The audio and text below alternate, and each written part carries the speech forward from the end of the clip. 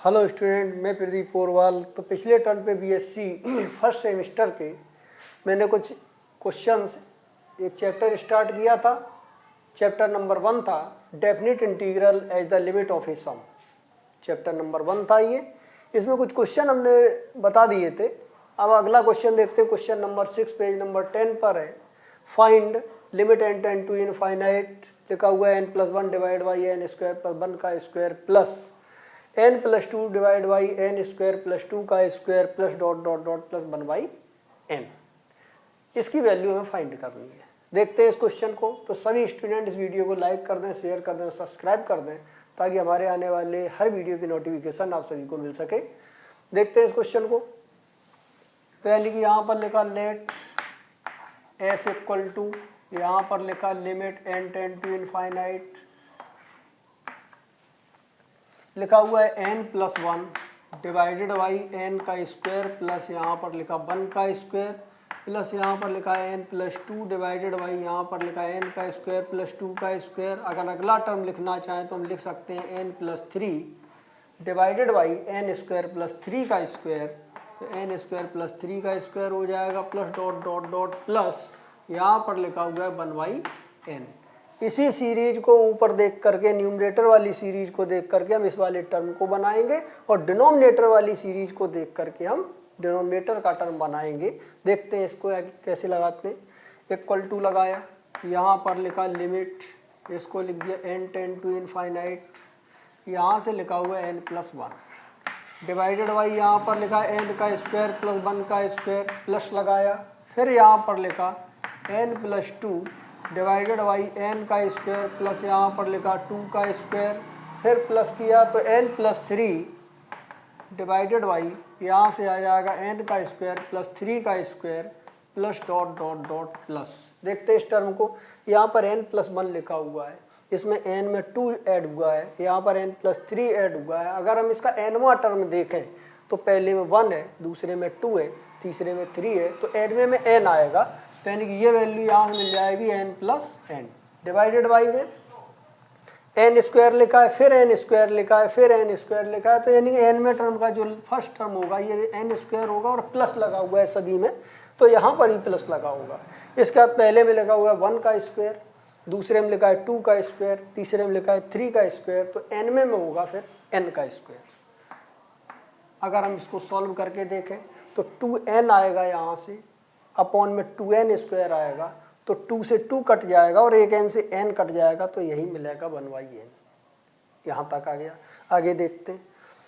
Equal to लगाया, इसमें यहाँ पर लिखा लिमिट, इसको लिख दिया n टेंड टू इनफाइनाइट। ये प्लस लिखा हुआ है, इसको एक सिंपल सिग्मा में कन्वर्ट करते हैं। यानी कि यहाँ पर लिखा सिग्मा, जो नंबर चेंज होता है उसकी वैल्यू लिखेंगे। देखो यहाँ पर n लिखा हुआ है सभी जगह और n के बाद प्लस का साइन लिखा हुआ है, तो यहाँ पर प्लस का साइन लिखा। अपॉन में भी हर जगह n स्क्वायर लिखा हुआ है तो n स्क्वायर लिखा, प्लस का साइन चल रहा है तो प्लस का साइन लिखा। इसके बाद सभी नंबरों पर स्क्वायर चल रहा है तो सभी नंबरों पर हमने अपनी तरफ से यहाँ पर स्क्वायर लगा दिया। अब देखते हैं, यहाँ पर 1 है, फिर 2 है, फिर 3 है, फिर n है। यानी कि स्टार्टिंग 1 से है और एक एक करके n तक जाएगा। यानी कि स्टार्टिंग 1 से है और एक एक करके n तक जाएगा। जो नंबर यहाँ चल रहा है वही नंबर यहाँ पर चल रहा है। देख लें, सभी में वही नंबर है, बिल्कुल सेम। तो इसका मतलब है 1 से n तक ही इसमें चल रहा है और 1 से n तक ही इसमें चल रहा है, न्यूमरेटर और डिनोमिनेटर दोनों में। इस नंबर को हम डालते हैं r, तो r की वैल्यू स्टार्ट कर दी 1 से लेकर n तक। अगर हम 1 रखेंगे और यहाँ पर भी लिख दिया, जो नंबर यहाँ पर है वही नंबर यहाँ पर है। 1 लिखेंगे तो 1 और 1 का स्क्वायर आएगा।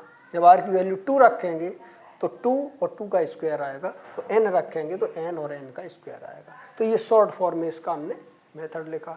अब इसको कैलकुलेट करते हैं।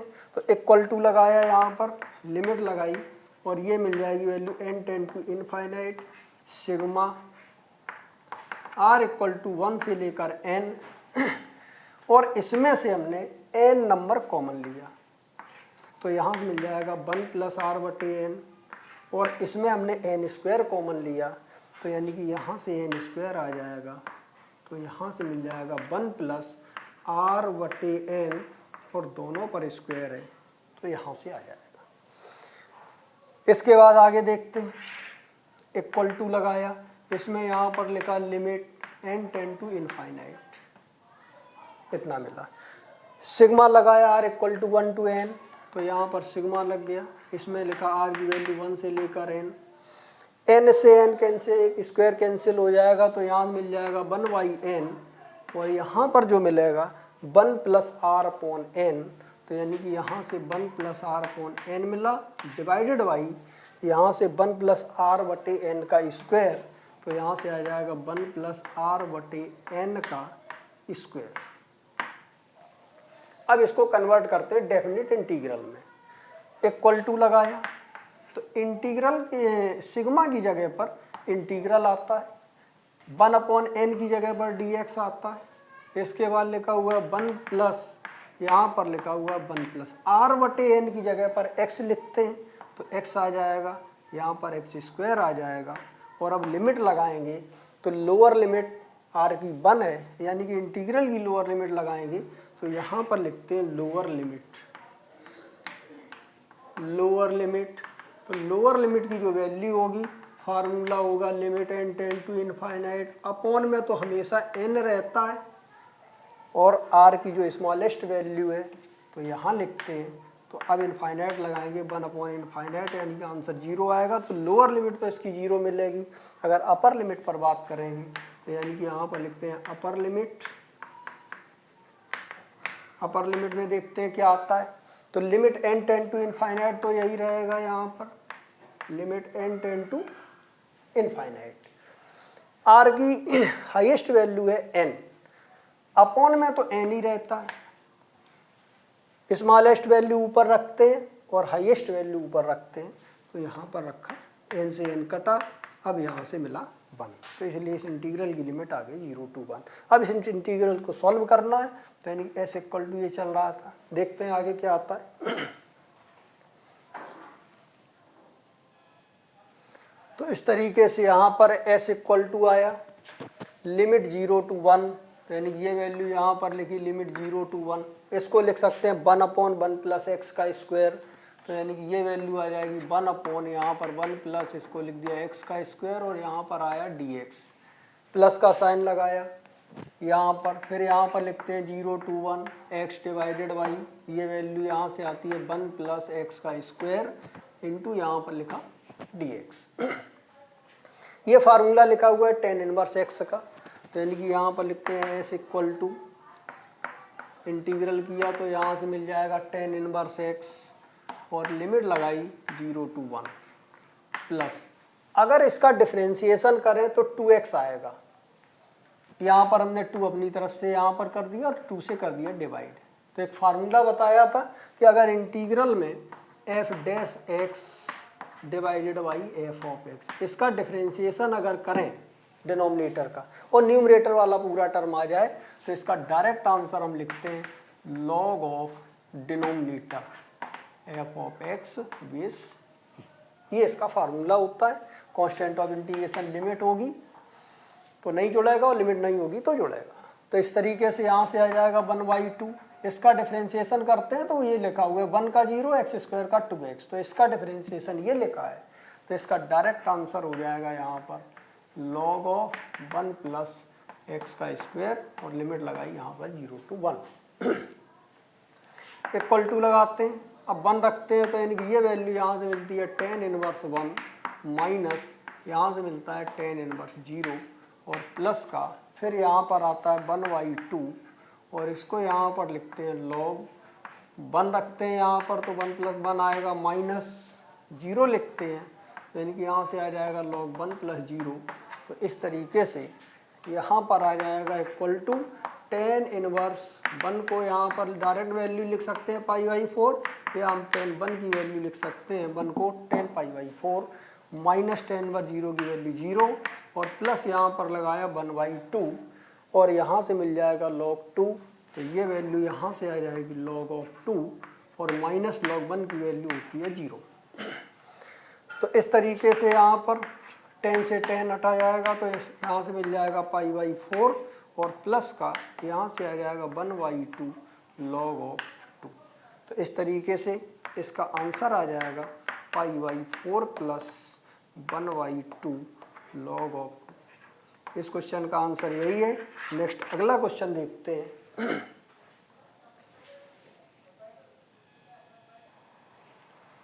तो अगला क्वेश्चन है यहाँ पर find limit n tend to infinite n, bracket में लिखा हुआ है 1/n + 1 × n + 2 plus 1/n + 2 × n + 4 plus 1/n + 3 × n + 6 plus dot dot dot plus 1/6n²। Solve करते हैं इसको। तो यहाँ पर मान लिया लेट s = यहाँ पर लिखा limit n tend to infinite, यहाँ पर लिखा है n, ये वैल्यू यहाँ से आ जाएगी 1/, इसको लिखा है n + 1 इंटू में यहाँ पर लिखा है n + 2 प्लस 1/, यहाँ पर n + 2 इंटू में यहाँ पर n + 4 लिखा हुआ है, फिर प्लस यहाँ पर लिखते हैं 1/n + 3 और यहाँ पर आता है n + 6 और plus dot dot dot plus 1/6n²। तो ये वैल्यू लिखते हैं 1/ यहाँ पर 6n²। अब इसको देखते हैं, यहाँ पर = लगाया, यहाँ पर लिख दिया लिमिट, इसमें लिखा है n tend to infinite n 1/n + 1, फिर यहाँ लिखा हुआ है n + 2। अगला टर्म देखते हैं 1/n + 2, तो यहाँ पर आता है n + 2 और यहाँ पर लिखते हैं n + 4, फिर यहाँ पर आता है 1/n + 3 और यहाँ पर n + 6 और plus dot dot dot plus 1/, इसमें n में टर्म को देखते हैं किस तरीके से निकालते हैं। तो यहाँ पर देखें, पहले ब्रैकेट में देख रहे हैं, सभी के पहले ब्रैकेट में n लिखा हुआ है, हर पहले ब्रैकेट में n है, तो इसमें भी पहले ब्रैकेट में n होगा। अब देखें, पहले ब्रैकेट में फर्स्ट नंबर पर लिखा है 1, दूसरे ब्रैकेट में पहले ब्रैकेट में यहाँ पर लिखा है 1, दूसरे यहाँ पर देखते हैं दूसरे टर्म में पहले ब्रैकेट में लिखा हुआ है यहाँ पर 2, तीसरे टर्म में 3 लिखा है, तो 10वें में 10 लिखा होगा और nवें में n लिखा होगा, तो प्लस में यहाँ पर लिख दिया n। सेकंड ब्रैकेट देखें, यहाँ पर n लिखा है, यहाँ पर भी देखें दूसरे टर्म में n लिखा है, इसमें भी सेकंड टर्म में देखें n लिखा है, तो इसका भी पहला टर्म n होगा, फिर प्लस। अब देखते हैं दूसरा टर्म देखते हैं सभी का, ये वाला 2 लिखा है यहाँ पर, इसमें यहाँ पर 4 लिखा है, इसमें देखें 6 लिखा है, यानी कि 2 है, 4 है और 6 है। यानी कि अगर nवां टर्म इसका निकालते हैं, क्योंकि ये लास्ट टर्म nवां टर्म लिखा हुआ है, पहले में 1 दूसरे में 2, तो nवें में n, तो nवां टर्म इसमें निकालते हैं, तो ये AP सीरीज चल रही है।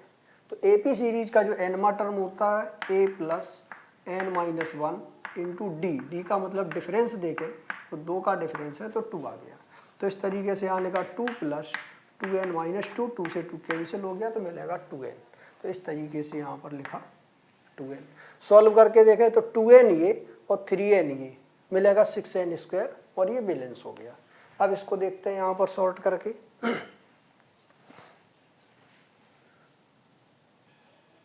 यहाँ पर ये आ जाएगा limit n tend to infinite = लगाया, तो इसको यहाँ पर लिख दिया limit n tend to infinite और ये n लिखा हुआ है। इसको यहाँ पर सिग्मा में कन्वर्ट करते हैं, यानी कि सभी टर्मों को शॉर्ट में लिखते हैं समीशन फॉर्म में। तो यानी कि यहाँ पर सिग्मा लगाया, सभी टर्मों में न्यूमरेटर में 1 लिखा हुआ है, तो यानी कि यहाँ पर लिखते हैं 1 / 2 ब्रैकेट है सभी में। फर्स्ट ब्रैकेट देखते हैं सभी का, इसका फर्स्ट, इसका फर्स्ट। देखो यहाँ पर लिखा हुआ है n, इसमें भी यहाँ पर n लिखा हुआ है, इसमें भी n लिखा हुआ है, यहाँ पर भी n है, तो यानी कि इसमें n लग गया। प्लस सभी में लिखा है तो प्लस लिख दिया, सेकंड ब्रैकेट में भी सभी में n है तो n लिख दिया, फिर प्लस लिखा। अब देखते हैं, पहले में 1 लिखा हुआ है, फिर 2 लिखा हुआ है, इसी तरीके से यहाँ पर n लिखा हुआ है, तो यहाँ पर 1 से स्टार्ट है और लास्ट में n पहुँचेगा। इस टर्म की वैल्यू लिखते हैं हम यहाँ पर r। अब सेकंड टर्म देखें, यहाँ पर 2 है, यहाँ पर 4 है, यहाँ पर देखते हैं 6 है और यहाँ पर 2n है। यानी कि यहाँ पर 1 इंटू 2 है, 2 इंटू 1 है, यहाँ पर 2 इंटू 2 है, यहाँ पर 2 इंटू 3 है, यहाँ पर 2 इंटू n है। यानी कि इसमें भी 1 से स्टार्ट होगा और n तक चलेगा, तो इसको हम लिख सकते हैं यहाँ पर 2r। अगर हम 1 रखते हैं यहाँ पर, r की वैल्यू यहाँ से 1 से स्टार्ट होगी और n तक चलेगी। इसमें 1 रख दें, यहाँ 1 रख दें, तो n प्लस 1 और n प्लस 2।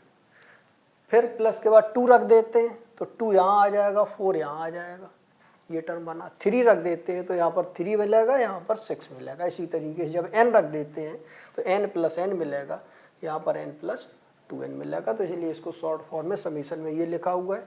अब देखते हैं अगला, इक्वल टू लगाया, यहाँ पर लिख दिया लिमिट, इसको लिखा n टेंड टू इनफाइनाइट, यहाँ पर आ जाएगा n, सिग्मा लगाया, r की वैल्यू यहाँ से 1 से लेकर n लिखी। इसमें यहाँ पर देखते हैं ये r की वैल्यू है, इसलिए n चाहे यहाँ पर रखें और चाहे इनसाइड कर दें, कोई इफेक्ट नहीं पड़ेगा। यानी इस वाले n को अगर हम यहाँ रखते हैं तो कोई चीज़ नहीं आएगा। इसमें से n कॉमन लिया और इसमें से n कॉमन लिया, तो यहाँ पर मिला n इंटू n, यहाँ से मिल जाएगा 1 प्लस r अपॉन n, यहाँ से मिल जाएगा 1 प्लस 2r अपॉन n। इस n से एक n को कैंसिल कर देंगे, तो यानी अब यहाँ से मिल जाएगा equal to limit n tend to, यहाँ पर लिखा इनफाइनाइट और सिग्मा लगाया, r बराबर 1 से लेकर n आ गया। यहाँ पर मिला 1 अपॉन n, ये क्वांटिटी 1 अपॉन n। इसके बाद अब यहाँ पर लिखते हैं 1 upon 1 plus r upon n और फिर यहाँ लिखते हैं 1 प्लस 2r अपॉन n। इतना यहाँ पर बना। आगे देखते हैं इसको, यानी कि ये वैल्यू आई यहाँ पर s इक्वल टू चल रहा है, तो s इक्वल टू, अब इसको हम यहाँ पर सिग्मा में कन्वर्ट करते हैं, इंटीग्रेशन में कन्वर्ट करते हैं, डेफिनेट इंटीग्रल में। तो सिग्मा की जगह इंटीग्रल का साइन लगाते हैं, 1 अपॉन n की जगह यहाँ पर dx लिखा। इसके बाद में 1 upon 1 plus r upon n की जगह पर x आ जाएगा और यहाँ पर 1 प्लस 2 r अपॉन n की जगह पर x आ जाएगा। तो ये मिला। लिमिट देखते हैं, 1 से n है, तो जब लोअर लिमिट पर बात करेंगे तो लोअर लिमिट पर हम बात करेंगे, तो यानी कि यहाँ पर आ जाएगा limit n tend to infinite और 1 अपॉन n लिखेंगे। r की जो मिनिमम वैल्यू है वो 1 है, तो यानी कि यहाँ से आ जाएगा इतना, 0 मिल जाएगा, तो यहाँ पर 0 मिल गया। अपर लिमिट पर बात करेंगे तो यहाँ पर upper limit equal to limit n tend to infinite रखते हैं, ये वैल्यू आ जाएगी limit n tend to infinite. और r की हाईएस्ट वैल्यू देखते हैं, यहाँ पर n है और अपॉन में n ही रखना है, तो इस तरीके इसका आंसर 1 आ गया, तो लिमिट आ जाएगी यहाँ। इसका पार्शियल फ्रैक्शन सॉल्व करते हैं, तो यानी कि यहाँ पर s इक्वल टू लिमिट लगाई 0 टू 1 अपॉन, यहाँ से लिखा हुआ है 1 प्लस x और इसके बाद लिखा हुआ है 1 प्लस 2x, यहाँ पर लिखा dx और इसको लिख दिया इक्वेशन नंबर 1। इतने का पार्शियल अलग से सॉल्व करते हैं, 1 अपॉन, यहाँ से मिलता है 1 अपॉन x, 1 प्लस x और यहाँ से लिखते हैं 1 प्लस 2x इक्वल टू लगाया a अपॉन 1 प्लस x रखा और इसके बाद यहाँ लिखा plus b upon 1 plus 2x। तो इस तरीके से यहाँ लिखा b upon 1 plus 2x। a की वैल्यू फाइंड करते हैं, तो a की वैल्यू यहाँ पर फाइंड करेंगे,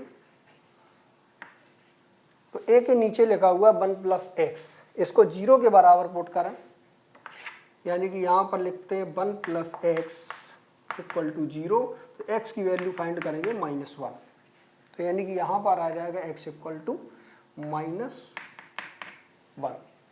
इस फैक्टर को छोड़ देंगे, यहाँ से इसमें रखेंगे 1 अपॉन 1 प्लस 2x, इसमें x की वैल्यू -1 पुट करें, तो यानी कि ये वैल्यू निकल के आएगी 1 अपॉन 1 और x की जगह -1 रखेंगे -2, तो इस तरीके से आंसर आ जाएगा इसका -1। अब b की वैल्यू निकालते हैं, देखते हैं आगे।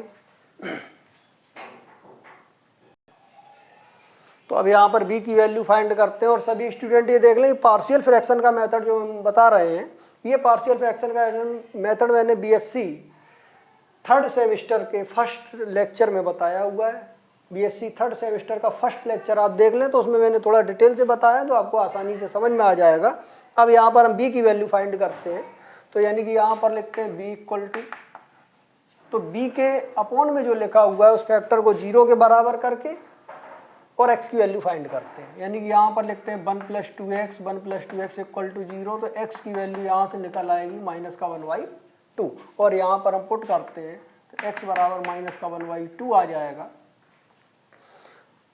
इस लेफ्ट हैंड साइड में इस वाले फैक्टर को छोड़ देंगे, 1/1 + x मिलेगा, तो यानी कि यहाँ से लिखा 1/1 + x, इसमें x की वैल्यू -1/2 पुट करते हैं, यानी कि ये वैल्यू आ जाएगी 1/1 - 1/2।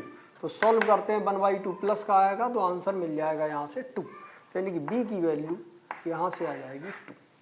a और b की वैल्यू उठा करके इक्वेशन नंबर यानी कि इसमें पार्शियल फ्रैक्शन में पुट करते हैं, तो यानी कि यहाँ से आ जाएगा 1/, इसको लिखा 1 + x, और यहाँ से आ जाएगा 1 + 2x, तो ये वैल्यू निकल के आई है। a की वैल्यू यहाँ से देखते हैं -1, तो -1/1 + x आएगा, -1/, इसको यहाँ पर लिखा 1 + x। इसके बाद b की वैल्यू देखते हैं, 2 आई है, तो यहाँ लिखते हैं प्लस का 2/, वैल्यू रखते हैं, तो यहाँ से मिल जाएगा 1 + 2x। और ये पार्शियल फ्रैक्शन जो निकला हुआ है इसकी वैल्यू हम इक्वेशन नंबर 1 में पुट करते हैं और लिखते हैं यूजिंग इन 1, या यहाँ पर लिखते हैं पुट इन फर्स्ट। तो इस तरीके से s = निकलता है, यहाँ पर s = इंटीग्रल लगाया, 0 to 1 लिमिट है, इसकी वैल्यू यहाँ पर लिखी हुई है माइनस का 1/1 + x, और इसके बाद यहाँ लिखते हैं प्लस का 2/1 + 2x, तो ये वैल्यू यहाँ से आती है 1 + 2x, और यहाँ पर इंटीग्रल लिखा dx आ गया। अब इसको सॉल्व करते हैं, आगे देखते हैं यहाँ पर, तो s = यहाँ पर मिल जाएगा, s = इंटीग्रल करते हैं 1/1 + x, तो यह इसका आंसर आ जाएगा log x, माइनस का log, और ये वैल्यू यहाँ से मिल जाएगी 1 + x। लिमिट लगाएंगे 0 to 1, इसकी वैल्यू 0 to 1। इसके बाद लिखा हुआ है प्लस 2 बार कर दिया, या हम देख लें इसका डिफरेंशिएशन अगर हम करें 1 का 0 और 2x का 2, अगर इसका डिफरेंशिएशन करें ऊपर वाली क्वांटिटी आ जाए तो इसका डायरेक्ट आंसर होता है log।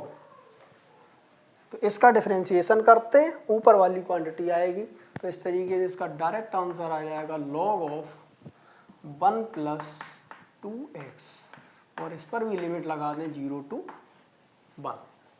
सॉल्व करते हैं इसको, तो यानी कि यहाँ से आया s = -1 रखते हैं, तो यानी कि ये वैल्यू यहाँ से आ जाएगी log of 1 + 1 माइनस, जब हम 0 पुट करेंगे यानी कि यहाँ से वैल्यू मिल जाएगी log of 1 + 0, तो इस तरीके से प्लस लगाया, इसमें 1 पुटअप करते हैं तो log 1 + 2 आएगा, तो यानी कि ये वैल्यू यहाँ लिखेंगे log 1 + 2, और माइनस का यहाँ मिल जाएगा log 0 लिखेंगे तो log 1 आ जाएगा। तो इस तरीके से यहाँ से मिल जाएगा s = माइनस का log 2 मिलेगा, माइनस log 1 की वैल्यू 0 आएगी, तो इस तरीके से यहाँ से मिला प्लस log of 1 + 2 3 आएगा, माइनस log 1 की वैल्यू यहाँ पर भी 0 आएगी। देखते हैं आगे, तो यहाँ पर s = ये मिल जाएगा, यहाँ पर आया x = माइनस का log of 2 मिला, और प्लस का यहाँ पर आ जाएगा log of 3। log a minus log b का फार्मूला लगाएंगे, log a/b आएगा, यानी s = यहाँ पर log प्लस वाला नंबर है न्यूमरेटर में रखेंगे और माइनस वाला नंबर डिनोमिनेटर में रखेंगे, तो ये आंसर आ जाएगा log 3/2 बेस e। यही इस क्वेश्चन का आंसर है। सभी स्टूडेंट इस वीडियो को लाइक कर दें, शेयर कर दें, सब्सक्राइब कर दें, ताकि हमारे आने वाले हर वीडियो की नोटिफिकेशन आप सभी को मिल सके। और आज यहीं तक रखते हैं। That's all.